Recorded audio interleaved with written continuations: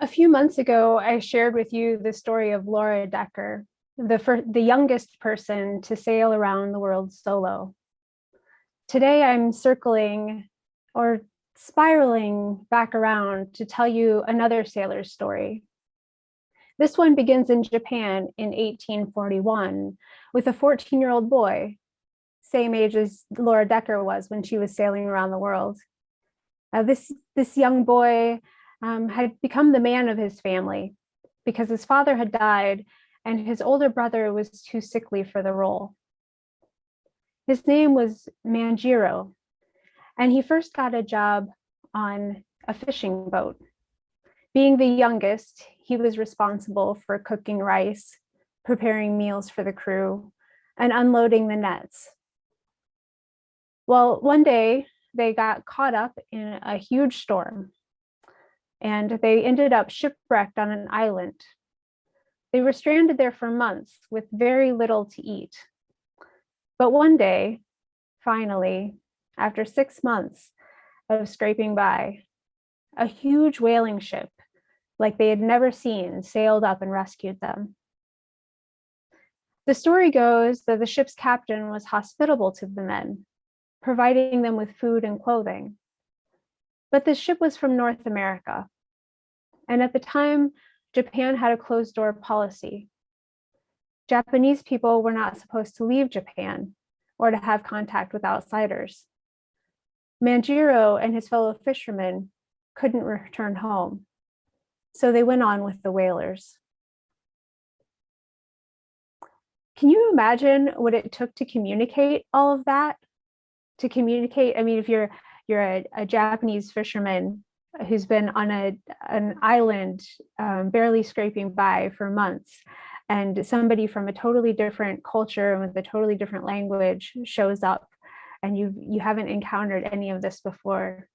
I mean, this was way before Google Translate came along, but somehow they made it work together. They went up to the Pacific Ocean, the North Pacific Ocean, catching whales and processing them for their oil and blubber. And then they landed in Hawaii. The older fishermen of Manjiro's crew decided to stay in Hawaii. But aspiring to get an education, Manjiro chose to go with the ship's captain back to his home in New Bedford, Massachusetts. This made Manjiro the first Japanese person to ever make his home in the United States. The captain made arrangements with his friends and relatives to set Manjiro up with everything he needed: room and board, a tutor to prepare him for studies, and then a school where he could learn. At the captain's Congregationalist church, Manjiro received a cold reception, with leaders suggesting that Manjiro belonged in the balcony with the other people of color. Can you guess what they did? They started attending the Unitarian Church, of course, where they received a warm welcome. Now, the captain came and went, as anyone whose business depends on seafaring would be expected to do. And over time, Manjiro learned many things. He learned to ride a horse, which was an activity that was normally reserved only for samurai and for nobility in Japan. And his curiosity and diligent study led him to become knowledgeable about mathematics, navigation, surveying, and boat building. He also became a skilled cooper, which is someone who makes wooden barrels and other such equipment from timber. And this was really important because in whaling, you need to be able to capture the oil, which could be stored in the barrels. Though he enjoyed learning, he longed to return to Japan and his mother. Eventually, he sailed back to Hawaii, collected his two friends who also wished to return, and made the voyage home. When officials found out about these fishermen who had lived so long away, they subjected the fishermen to repeated interrogation. The officials were conflicted, though. These fishermen posed a threat of outside influence. But they also had acquired so much knowledge and skill that they were seen as potentially valuable, potentially very valuable to these leaders, these officials. Manjiro and his friends were able to gain the trust of the officials. Manjiro reunited with his mother and actually then became a samurai and advisor to the shogun, the ruler of Japan. He taught English and many of the skills that he'd learned when he was in the United States, and he was able to nurture Japanese-US relations. In the years since, a sister city relationship has been established between Fairhaven, Massachusetts, and Manjiro's hometown of Nakanohama. The captain's home is now the Whitfield Manjiro Friendship House, and Japanese emperors and dignitaries and many other visitors have come there to honor the friendship between the two nations. Think of our ocean currents. You've seen the maps that show the water and the wind and how they wind around the coasts and spin back out into the ocean and around the world. Manjiro's life spiraled round and round, taking him back home and away again. And his life has inspired others to make the journey. Sometimes the spiraling can feel like an ebbing and flowing, but we're never the same when we return. Our path is not a circle, but a spiral. We return, come around again, but it's different. Not exactly the same place in space-time. We're changed, and others are changed. The world is changed.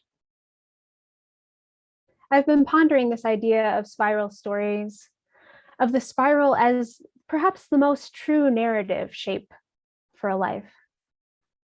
Whereas telling a linear story feels to me like an oversimplification that almost requires us to cut off important details and context. A spiraling story can embrace the whole of reality. It's a more complex shape and models complexity as true and good and natural. So often in our culture, stories are told in linear form, especially it seems stories of success, like an arrow being shot from a bow and hitting its target. I wonder if we choose to tell stories in linear fashion to feel more of a sense of control. Cause and effect are drawn in a linear way. One thing happens and that impacts the next. In a spiral, it feels like we have less control, like riding a merry-go-round that's spinning fast enough that we feel like we're being pulled to the outside. We still have some control, but it's clear that other forces are at play too. It seems to me that while archery aptly reflects certain situations, sailing is a better metaphor for the whole of a life. We can gain knowledge and skill, sail our ship to the best of our ability, but each of us inherited different equipment, and each encounters different weather in different seas. Success in life is a function of skill and luck, and importantly, how we define, and it's also a function of how we define success itself. There's power in defining, and there's power in storytelling. We human beings tend to move in straight lines as we can when we're set on a goal. It's when we're playing or dancing that we tend to spin and twirl, that we risk losing our balance in order to find a new sense of balance, in order to allow our movements to reach out in all directions. This is the movement of creativity, and it's the place from which new solutions can emerge. If we're pressed for time, as is so often the case in modern life, if we aren't careful, let me try this again. When I'm pressed for time, if I'm not careful, I tend to go linear. And in doing so, miss opportunities for growth, newness, and evolution. The spiral is the form of our DNA, the instructions used to create and heal our bodies. Similar to how the world was once thought to be flat, we know now that even as we revolve around the sun is actually moving through space itself. So the sun is moving and we are spinning around the sun. The sun leads us into this spiral dance. We spiral round and round. We spiral round and round. Bringing it back to home a little bit more, some of the ways that the more tangible ways that I've been thinking about how people spiral round and round. I'm sure you know, online dating is popular these days. I imagine it will become more popular again after everybody feels more comfortable being together in person. But I tell you what, it seems like the second most popular way to find love is reconnecting with an old classmate or neighbor or friend from decades ago. It seems like these reconnection opportunities are another way that we spin round and round, spiral round and round. You know, often we might pick up a hobby that we'd let fall away. We reconnect, whether it be for love or just, you know, thinking of an old friend we haven't talked with in a while. Perhaps a scent or a taste takes us back to another time, and we spiral around in our memories. We go back and connect with what might have been forgotten, but what can serve us as we move into the future. Life leads to death, and to life again. And the spiral continues on. May we take the guidance of nature and lean into creativity, lean into the spirals of our lives.